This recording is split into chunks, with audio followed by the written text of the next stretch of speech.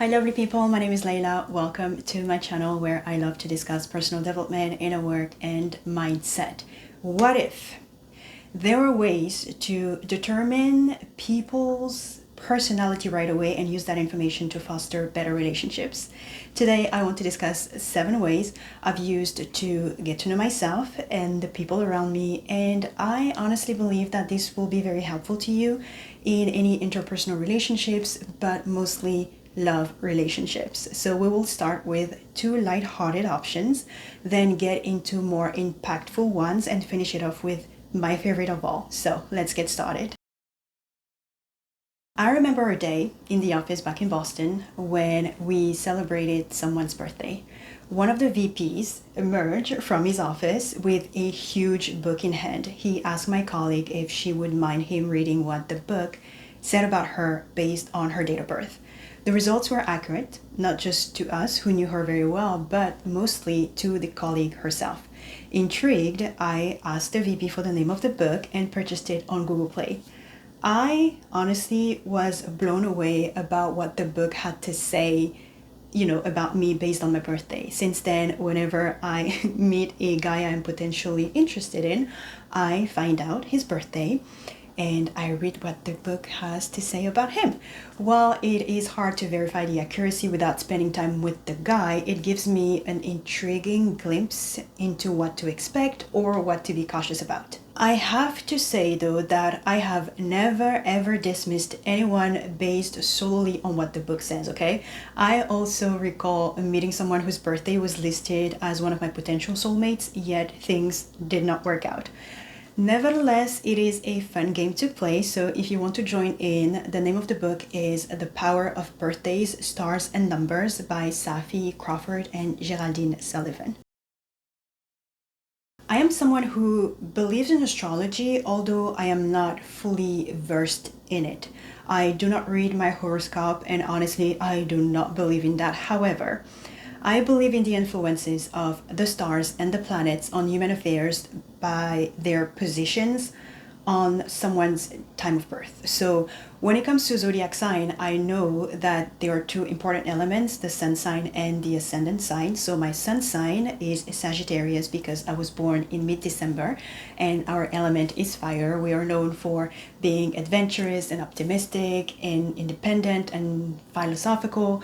We love to explore and seek knowledge and are known for our honesty, sometimes bluntness, and that describes me perfectly. My ascendant sign, also known as my rising sign, represents the sign rising on the eastern horizon at the exact moment of your birth. So my ascendant sign is Capricorn, and so it's basically my appearance, how I approach the world and how people view me.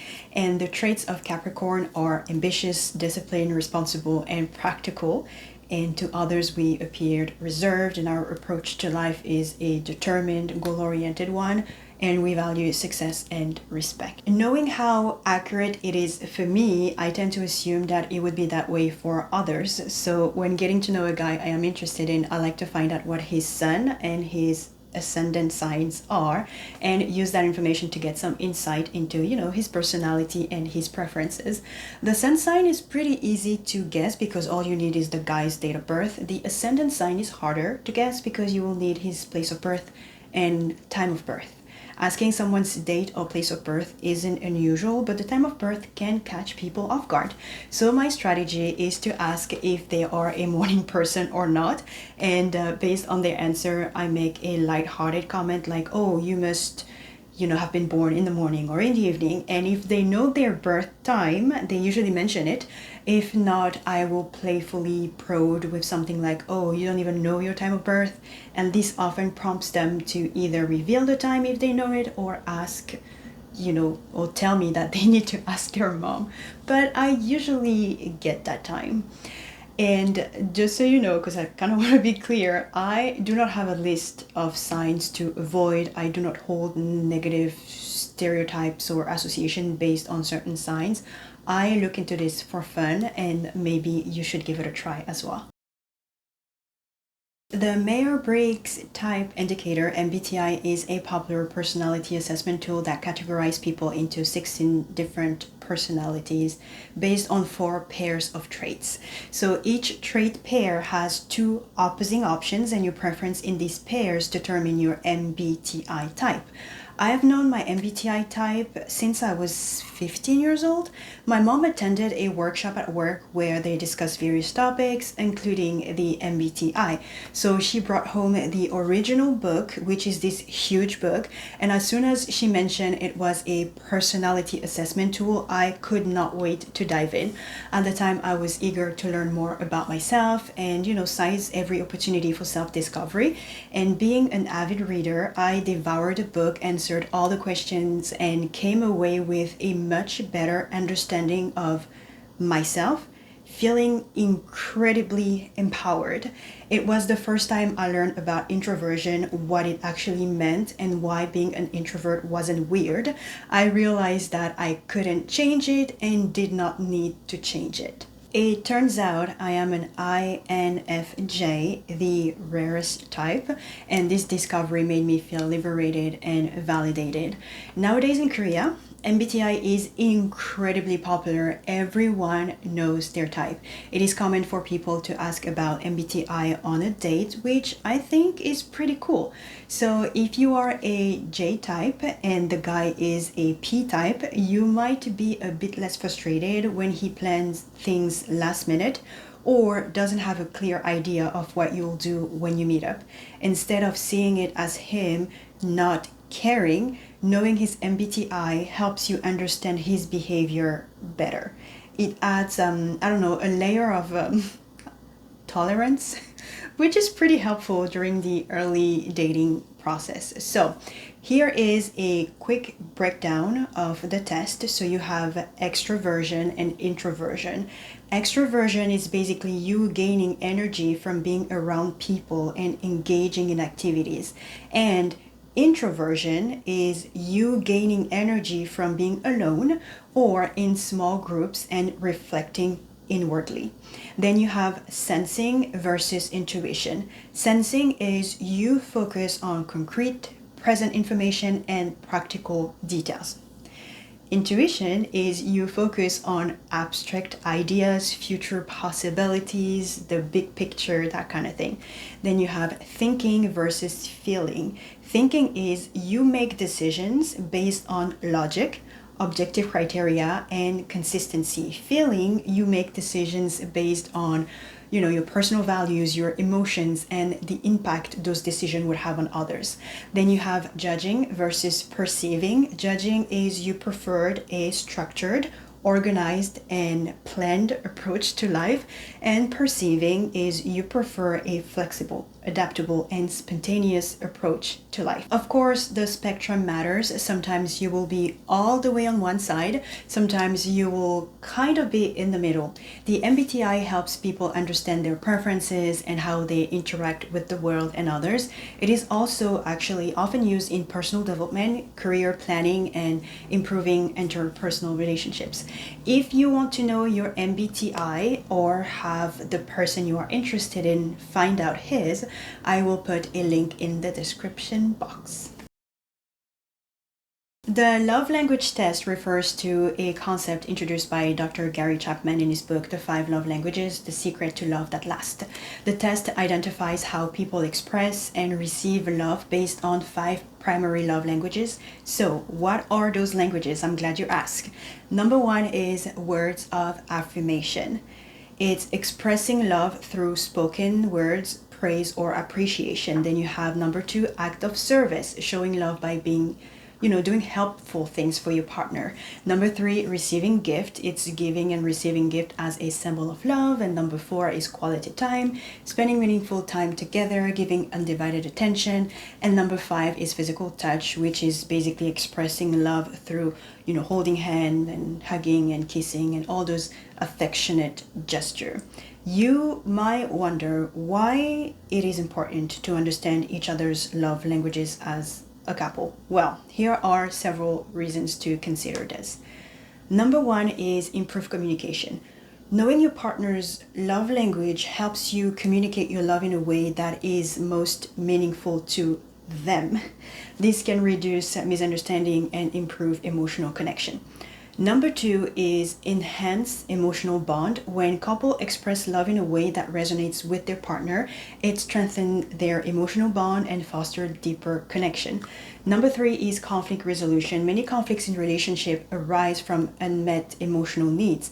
By understanding each other's love languages, couple can address these needs more effectively, reducing the frequency and sometimes intensity of conflicts. Number 4 is increase relationship satisfaction.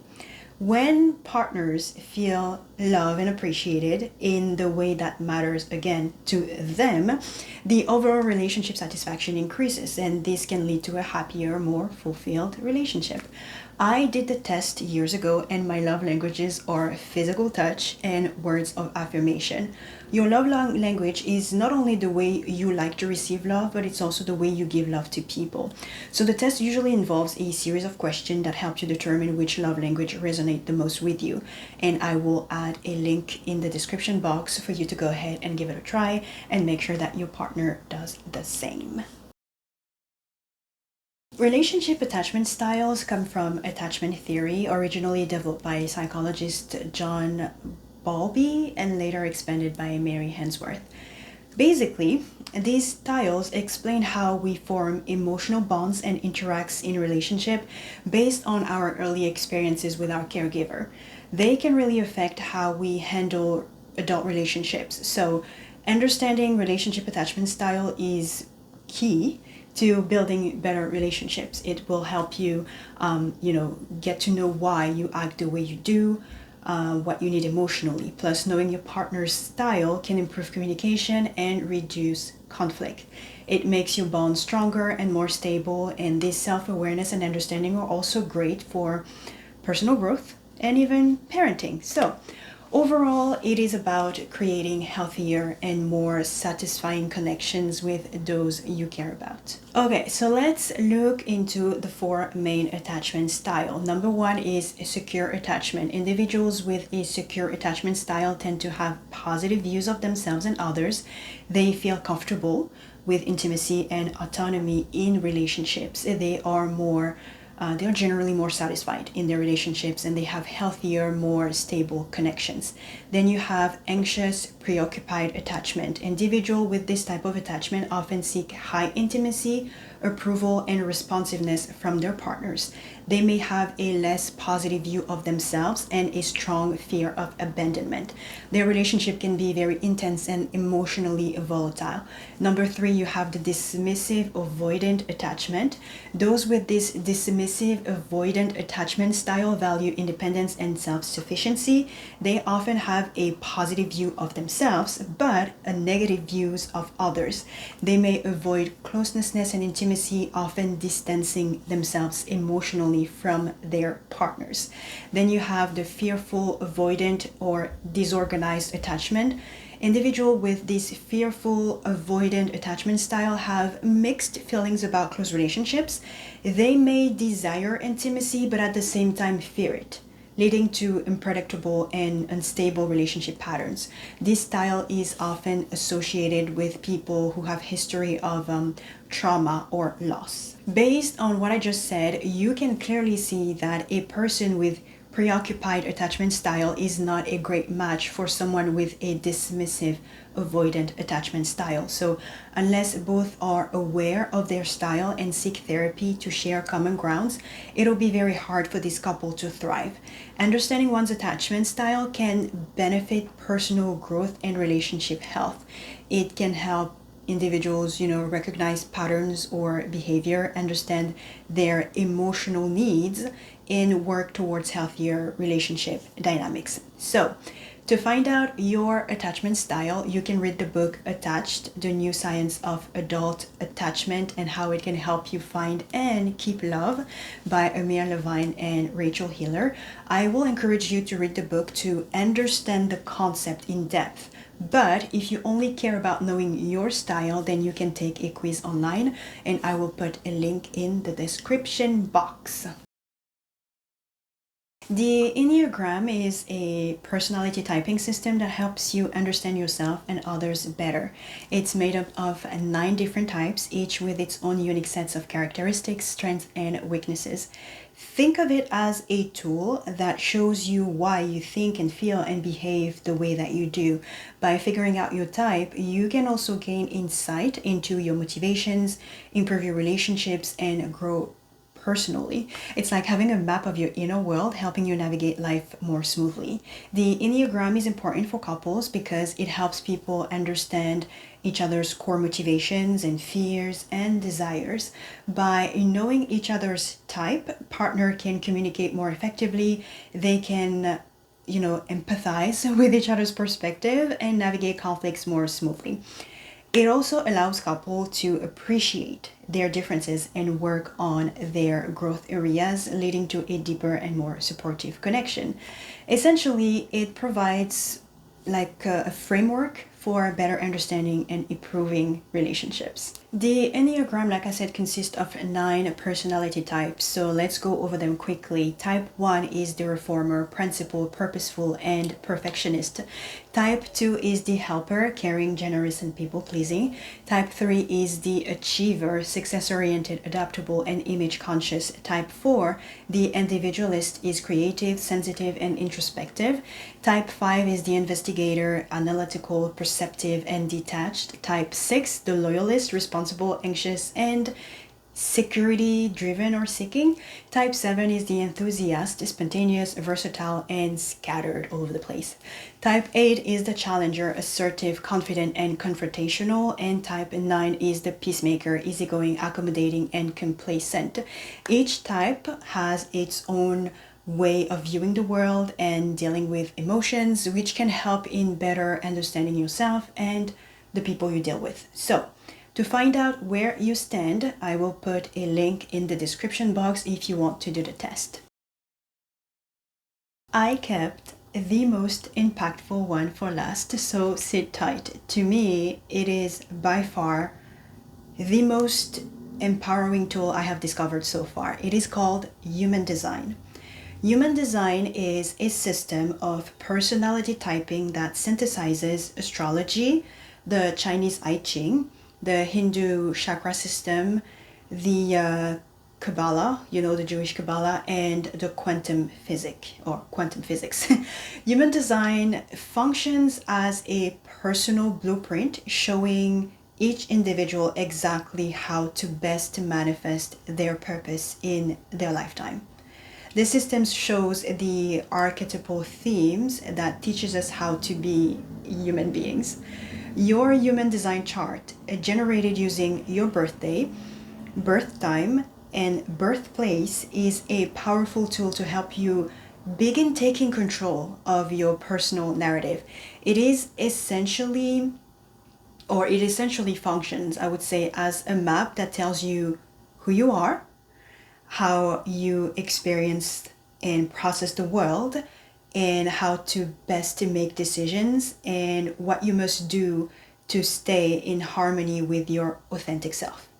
This assemblage of information gives you a systemic way to consciously explore your personal narrative and change your current story into one of unlimited, empowered, and authentic living. Some people struggle in life until they discover the Human Design and realize that their frustration and inability to get things to work out are due to being out of alignment this entire time.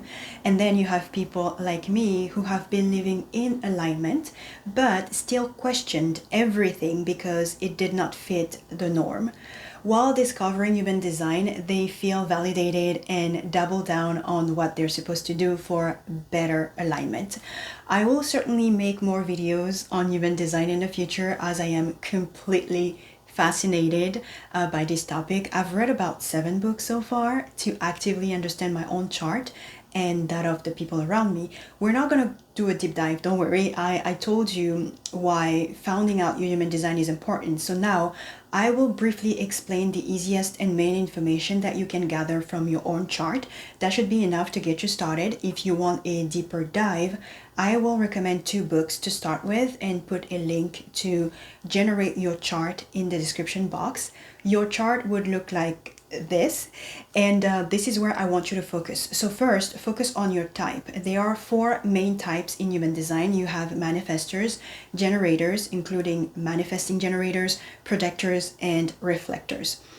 Each type has its own strategy for making decisions and interacting with others. Find out about your type and do a Google search for what it means, or read the book.